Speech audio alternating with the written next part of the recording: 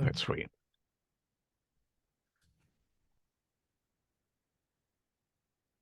And welcome back to the Popcorn Conspiracy on centralcoastradio.com. We're going to take a look now at a brand new documentary that has just been released called Living with Chucky. Now, this is directed by Kira Leese Gardner, whose dad had a very, very big part to play with the Chucky franchise of films. When she was looking to do a film at college, she decided to do a film about the whole Chucky franchise. And she started with interviewing her dad, and from there it just grew. It grew and grew and grew until she was interviewing some of the most important people to do with the franchise, including her father, who was a very important part as well. Now, this documentary is so eagerly anticipated now by fans of the Chucky franchise that the documentary is getting a release right around the world, including here in Australia. So yeah, it came out today. But Kyle, what did you think of Living with Chucky? Um, yeah, I was kind of looking forward to this one because, well, for one, I was a huge fan of the Child's Play movies. Um, I mean, they were one of those horror movies that I used to watch when I was a kid, like way before I probably should have been watching any horror movies of any sort. But for some reason, this is one that I was allowed to watch, and that first trilogy is one that stuck with me for so long, and the uh the way that they grew from then with Bride of Chucky, Seed of Chucky, and then all the other movies after that, it's kind of like an interesting evolution of a series. So there's definitely like they've definitely kind of dropped in budgets as the franchise has gone on, but it's like there's definitely a huge cult following behind it, especially with the TV series now, I believe, about to enter its third season. Um, so I was kind of interested in this. There's been like other documentaries kind of like this, other like legacy documentaries about um the history of Friday the 13th, or the history of Freddy Krueger and things like that. And so yeah, I think it was about time for there to be a Chucky one. There hasn't actually been like a legacy documentary about the Chucky history and stuff like that.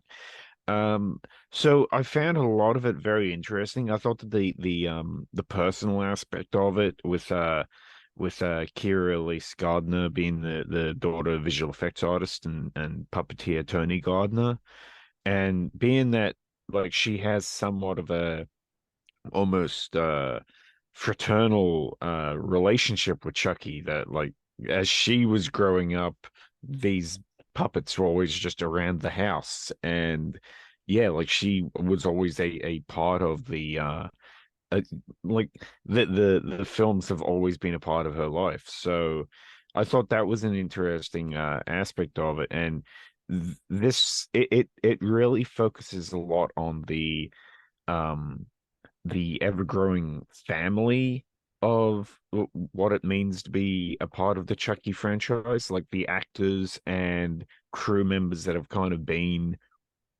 a part of the franchise for the past 35 years now, I believe it is. Um, I think that uh there were there was a few interviews with some people such as Marlon Wayans and Lynn Shay and Abigail Breslin. And these are actors that I all like, but I think that they were only in it because they had worked on movies that Tony Gardner had had done the special effects makeup for, and because I guess that they had a connection to well, there was some kind of like personal friendship connection to them. And so in they are talking about the franchise, they're talking about Chucky, but and they're talking about like abstract concepts such as working on sequels and kind of being away from family and stuff like that. but overall, I don't think that they actually had much of a point in the documentary. I thought that they felt like they were kind of in a more focused doco. They it wouldn't have had interviews with them. Um, I think another issue, just as a fan, uh, the franchise has definitely, as I said, it's evolved over the years, and there's a lot of people that worked on the early films that don't have anything to do with the recent ones, including the original puppeteers and the original directors and those kind of people. Like mostly Don Mancini is the original writer of Chucky. He's the director of the films now, but all the three directors of the original, oh no, actually the four directors of the original four films, um, they don't really have much of a presence in this documentary at all. I think there's some archival footage of them and some archival interviews, but mostly they're not interviewed for the sake of this documentary, which I thought was a bit of a disappointment. It it it kind of leads to that this isn't really the definitive Chucky documentary because it mostly just focuses on the the family of the Chucky franchise now and who is working on the films and the TV series now, but not the people that actually went in all the people that went into making the franchise what it is in the past, you know. Um, so I thought that was a little bit of it was just a little bit disappointing that they didn't have those people in it.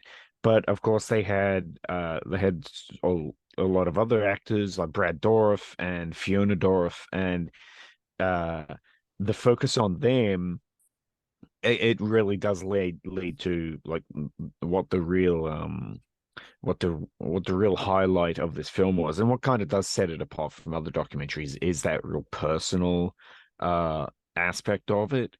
um I kind of wish that I kind of wish Akira Elise had have revealed herself at the beginning of the documentary and it being and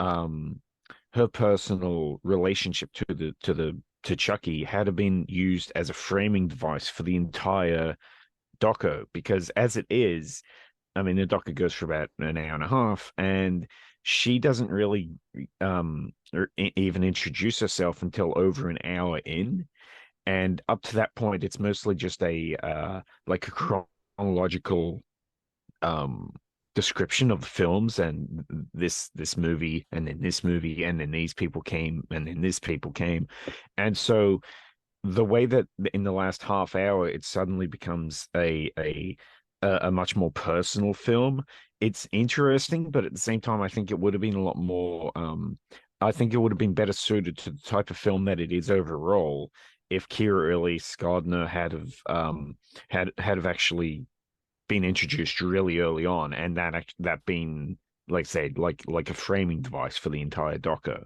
But other than that, I thought it was very interesting, and yeah, like it is something that's very different than other fan or legacy kind of documentaries that are for different slasher horror characters that have been around. So it was an interesting documentary. Yeah, I was going to say the same thing. I've seen a lot of documentaries over the years with, I guess, both sci-fi and horror. In fact, pretty much all genre films where if it's had a franchise like Star Wars or something like that, there'll be someone out there who's done kind of a fan documentary. And one of the things that you quite often find with those fan documentaries is, especially the ones that you see today pop up at film festivals, is normally it'll just be the fan talking about what it means to them, like what the franchise means to them, and they might interview their friends, or they might hunt down a long lost uncle or something that was an extra on one of the films and interview them. But you don't get a great insight into the franchise itself. You get more of a this is what it means to fans. And in fact, I saw a documentary a few years ago, which was a Star Wars one, and the guy had basically filmed it in one weekend at a Star Wars convention. So there was lots of, hey, this is my friend Mick, and he loves Star Wars. What does Star Wars mean to you, Mick? And then there was like a couple of like really small time actors who had been at the convention, and he hadn't even got legal interviews with them. It was basically when he'd gone up to do the meet and greet with them. He just Yeah. like filmed it on a camera phone.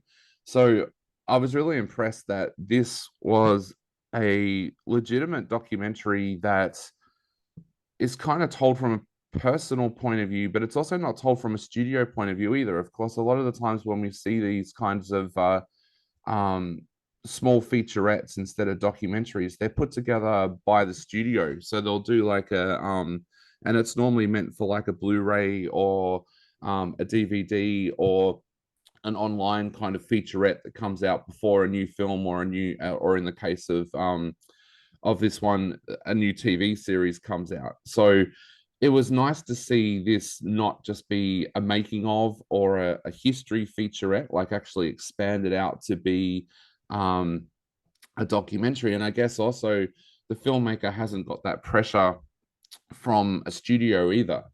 So you get more of an honest kind of opinion of the people that she's interviewing. So I think that's the big plus for this documentary, is that it comes from someone that, yes, the franchise means a lot to them, but it hasn't got that studio interference in, hey, we need this to basically be an ad. I mean, I know that sounds a bit harsh because at Subculture we do share featurettes and stuff on our website, but quite often a featurette really is just an ad for the film, or a television series. So it's kind of good to see that this documentary came from somebody with passion and heart, but didn't have that studio interference in there. I also had the pleasure of interviewing Kira, and her love for the franchise is genuine. When you talk to her, you can tell that it's very, very genuine. So I think that also adds a lot to this documentary as well. I didn't mind so much that there were actors in there that hadn't been in the franchise being interviewed about it, because that happens quite often. Like even in sports documentaries, um, they'll do a documentary about someone like Michael Jordan, and they'll go and get somebody famous like Samuel L. Jackson and ask him, "Oh, what did you think of Michael Jordan?" Or Jack Nicholson, who's like a huge basketball fan. They'll sit him down and be like, "What did you think of Jordan? What did you think when you're sitting there?" The guy's probably never met Michael Jordan in his life, so they're just getting like his ideas of as a fan what he thought, kind of thing. So that bit didn't worry me too much, but I just found this to be a pretty enjoyable and informative doco. Like you said, there's been docos about other horror characters over the years, but there hasn't been one about Chucky. So I think even if you go on YouTube now and have a look at the comments underneath the trailer for this film, there are so many people that are eagerly anticipating and so excited about this film coming out. So yeah, look, it's a thumbs up from me for this one, because I think that this is an important documentary. I can't wait to see what happens with the director's career. Like for the fact that this is pretty much a student film, really, and how good it is based off that. I can't wait to see where she goes next, whether she'll go into genre filmmaking herself, whether she'll keep on being a documentary filmmaker. I think there's a pretty exciting element around this film because of that as well. So I guess the big question is, what are you going to give this 1 out of 5 and why? I'm gonna give this 3.5 out of 5. Like I say, for me, it wasn't the definitive Chucky documentary that I guess I was kind of hoping for it to be. But at the same time, I agree, it was a very interesting and very different look at the Chucky franchise, and I mean, it was interesting just to see it exploring different ideas, such as what Chucky means to different fandoms within like the LGBTQ community, and also like the hardships of making the films on lower budgets. It did tap into a whole lot of different ideas that I really did find interesting to watch. So yeah, I'm gonna give this 3.5 out of 5. Yeah, I'm the same. I'm also giving it 3.5 out of 5. I think it could have gone deeper, but at the same time, I think for what it is, it's a pretty good documentary. So I'm going to give it 3.5 out of 5 as well. And that is Living with Chucky, which you can get from most streaming platforms starting today. So make sure you go and check it out if you're a fan of the franchise or if you're a fan of horror films in general. You're on the Popcorn Conspiracy on centralcoastradio.com. We both gave it 3.5 out of 5, and we'll be back after this song.